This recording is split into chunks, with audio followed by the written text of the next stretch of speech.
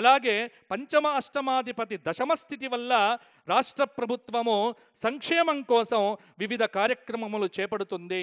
కొన్ని అనుకోని సంఘటనల మూలంగా కొన్ని ప్రతిఫలాలనేటువంటివి అక్కడక్కడ అందకపోయినప్పటికీ కూడా ప్రజలందరికీ కూడా సమర్థవంతమైనటువంటి అద్భుతమైన దివ్యమైనటువంటి పాలనను అందించటానికి ఎప్పుడు కూడా కృషి చేస్తూనే ఉంటారు. ఇక జగల్లగ్నాన్ని గనక పరిశీలించి చూస్తే మేష సంక్రమణం కుంభలగ్నంలో ప్రవేశం కాబట్టి జగల్లగ్నం కుంభలగ్నం, లగ్న ద్వాదశాధిపతి ధనస్థానంలో పంచగ్రహ కూటమి, ధన ఏకాదశ అధిపతి చతుర్థంలో ఉండటం, తృతీయ దశమాధిపతి షష్టమ స్థానంలో నీచలో ఉండటం, చతుర్థ భాగ్యాధిపతి ద్వితీయంలో ఉండటం, పంచమ అష్టమాధిపతి ద్వితీయంలో ఉండటం, షష్టమాధిపతి భాగ్యంలో ఉండటం, సప్తమాధిపతి ద్వితీయంలో ఉండటం. ఇది గ్రహస్థితి. ఇంత టర్మినాలజీ నేను ఎందుకు చెప్పాను అంటే ఏదో ఆషామాసిగా రాసుకున్నటువంటిది కాదు. ఇది ఖచ్చితంగా గ్రహాలను లెక్కబెట్టే ఇక్కడ కూర్చొని మాట్లాడుతున్నాం. కానీ మా నుండి వచ్చేటువంటి ప్రతి మాట శాస్త్ర ప్రమాణంగా చెప్పేటువంటిదే. గాలి మాటలు ఇంకో మాటలు ఈ వేదిక మించి ఎప్పుడూ కూడా మీకు రానే రావు. కాబట్టి టర్మినాలజీ మీకు అర్థము కాదు. కాబట్టి ఇప్పుడు నేను చెబుతూ ఉన్నాను, గ్రహస్థితిని పరిశీలన చేస్తే పాలకులు ప్రజాహిత కార్యక్రమాలకు ధనాన్ని వెచ్చిస్తారు. అవసరమైన సదుపాయాలను ఏర్పాటు చేయటంలో ప్రజాధనాన్ని వెచ్చిస్తారు. సరి అయిన సమయంలో పాలకులు సరి అయినటువంటి నిర్ణయాలు తీసుకుంటారు.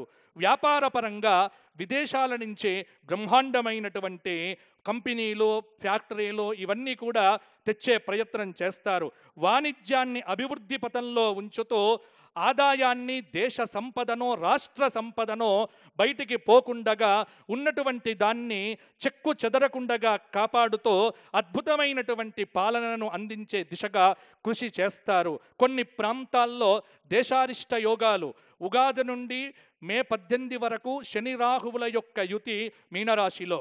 కాబట్టి పరిపాలన అంత ఏదో నల్లేరు మీద నడకగా ఉండదు. ప్రతి విషయంలో ఆచితూచిగా ముందుకు వెళితే అద్భుతమైన ఫలితాలు దక్కుతాయి. కాబట్టి కష్టపడితేనే ఫలితము. కష్టాన్ని నమ్ముకొని భగవత్ భావనతో భగవద్ ఆరాధన చేస్తే భగవద్ అనుగ్రహము చేత ఆ రామచంద్రమూర్తి కరుణా కటాక్షముల చేత ఒక్క సూత్రం చెబుతున్నాను. ఏంటంటే ఇది తెలంగాణ ప్రజలందరూ కూడా తెలుసుకోవాలి. ఏమిటి అంటే ఈ సంవత్సరం ఆదివారం వచ్చింది. ఆదివారం వచ్చింది కాబట్టి రాజవరయ్యారు, సూర్యుడయ్యాడు కదా. మరి సూర్యుడు బాగుండాలి, రాజు బాగుండాలి అంటే ఏం చెయ్యాలి అంటే స్త్రీతైల మధుమాంసాని ఏ త్యజంతి రవేర్దినే నవ్యాదిశోక దారిద్ర్యం సూర్యలోకంచ గచ్చతి.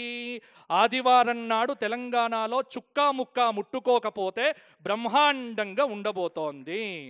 కాబట్టి చుక్కలకు ముక్కలకు ఆదివారం దూరంగా ఉంటే అధికారులు కానీ నాయకులు కానీ ఎటువంటి ఇబ్బందులు ఉండవు. ఎందుకంటే ఆరోగ్యం బాగుంటుంది, రాష్ట్రం బాగుంటుంది, భగవంతుడు అనుగ్రహిస్తాడు. ఇది శాస్త్రము చెప్పింది సుమా, నేను చెప్పట్లేదు సుమా, ఇది శాస్త్రంలో చెప్పినటువంటి మాట. కాబట్టి ఏ త్యజంతే, రాజు చక్కగా పరిపాలన చెయ్యాలి అంటే ఆదివార నియమం పాలకులు పాటించాలి, ప్రజలు పాటించాలి. ఆదివారం నాడు మాంసాహారాన్ని విసర్జించి సూర్య నమస్కారములతో ఆదిత్య హృదయాది స్తోత్ర పారాయణములు చేసినటువంటి వ్యక్తి శక్తిమంతుడవుతాడు, చక్కటి అనుగ్రహాన్ని పొందుతాడు. ఇక రెండవది ఏమిటి అంటే ఉగాది నుండి రాహుకేతువుల మధ్య మిగతా గ్రహముల యొక్క స్థితి కారణంగా పంటలకు కల్తీ చీడ పట్టవచ్చు. కాబట్టి అవినీతి నిరోధక శాఖ వాళ్ళు కావచ్చు, లేకపోతే కల్తీలను కనిపెట్టేటువంటి శాఖలు కావచ్చు, వాళ్ళు చాలా పని పెట్టుకొని వారు ఉంటేనే కార్యక్షేత్రంలో పంటలు బాగా పండుతాయి. నకిలీ విత్తనాల గొడవ ఎక్కువ కావచ్చు. విత్తనం బాగా అందితేనే రైతు రాజవుతాడు, రైతు రాజైతేనే మన రాష్ట్రం బాగుంటుంది.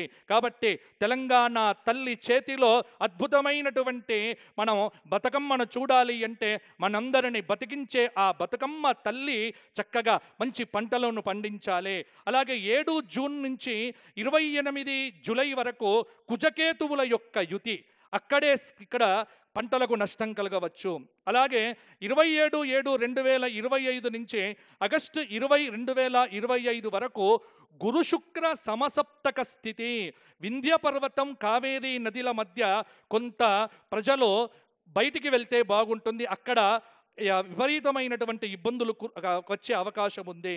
అలాగే జూన్ 13 నుండి నవంబర్ 28 వరకు మీనరాశిలో శని వక్రాన్ని పొందుతూ ఉన్నాడు. కాబట్టి వర్షం బాగా పడుతుంది, కానీ పంటలు కాపాడుకోవాలి. ఈ సంవత్సరం ఎర్ర భూముల్లో పంటలు వేసే వారికి కందులు, మిర్చి, అలాగే ఎంతసేపు వరి వరి వరి అని కాకుండా మిగతా చక్కటి పంటలో వాతావరణ శాఖ అనుకూలతను తెలుసుకొని వేస్తే కనుక మృగశిర కార్త్రే, ఆర్ద్ర కార్త్రే చక్కటి వర్షాలు కూడా కురిపించే అవకాశం ఉన్నది. 17/3/2026 వరకు ఫిబ్రవరి 7, 2026 నుండి మకర రాశిలో చాతుర్గ్రహ కూటమి. ఫిబ్రవరి 13, 2026 నుండి మార్చి నెల 17, 2026 వరకు కుంభరాశిలో చాతుర్గ్రహ కూటమి. కాబట్టి ఇక్కడ గ్రస్తోతిద చంద్రగ్రహణము కొన్ని ప్రభావాలను సూచించబోతూ ఉన్నది. వెరసి ఈ సంవత్సరం వర్షాలకు ఇబ్బంది లేదు, పరిపాలనకు ఇబ్బంది లేదు. ఏమిటి అంటే ఎప్పుడు అలర్ట్గా ఉండటము, బద్ధకాన్ని విడిచిపెట్టి పరిగెత్తుతూ పరిగెత్తుతూ పరిగెత్తుతూ ఉంటేనే అధికారుల దగ్గర నుంచి మంత్రుల వరకు, మంత్రుల నుంచి పరిపాలన స్వీకరించేటువంటి ప్రజల వరకు పరిగెత్తితేనే మనమందరం బాగుంటాము. రిలాక్సేషన్ మోడులోంచి బయటికి వచ్చి బద్ధకాన్ని విడిచిపెట్టి భగవద్ అనుగ్రహాన్ని పొందుతూ కనుక చేస్తే ఈ సంవత్సరం బ్రహ్మాండంగా ఉండబోతోంది.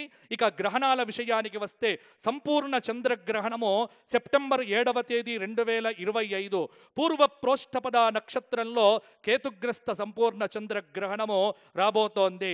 ఈ గ్రహణం కూడా మనకు తెలంగాణకు కొద్ది మంచి ఫలితాలనే ఇవ్వబోతోంది.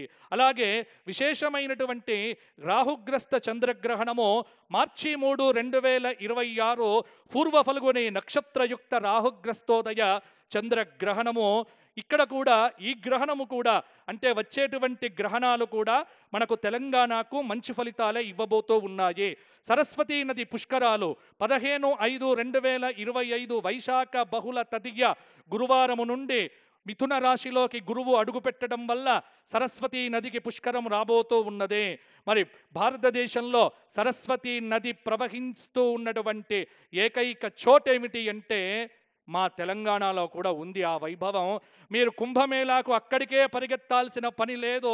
తెలంగాణలో కూడా కుంభమేళా చెయ్యవచ్చు. ఎక్కడ? కాళేశ్వర ముక్తేశ్వర భవ్య దివ్య ఆనంద స్వరూప ఒకే పానవట్టం మీద 2 శివలింగములు కూర్చున్నటువంటి కాళేశ్వర ముక్తేశ్వర క్షేత్రంలో సరస్వతీ నది అంతర్వాహినిగా ప్రవహించబోతోంది.